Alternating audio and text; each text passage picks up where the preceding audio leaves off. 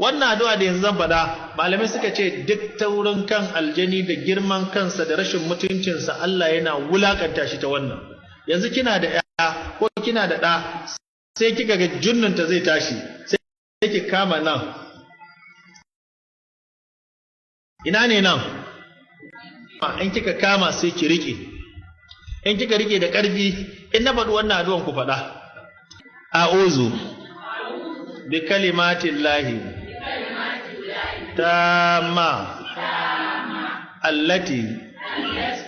la yujawizuhunna barrun wala fajirun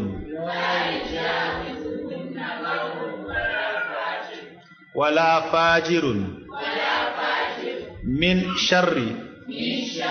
ma khalaqa wa bara'a wa zara'a wa min sharri ma yanzilu minas sama'i wa min sharri ma ya'ruju fiha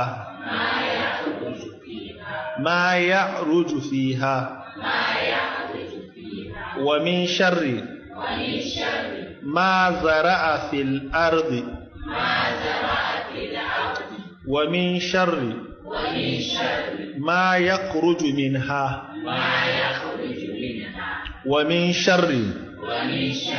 fitanil layli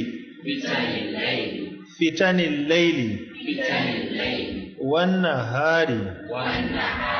wa min sharri kulli tariqin illa tariqan yatruqu bi khairin ya rahman Allahumma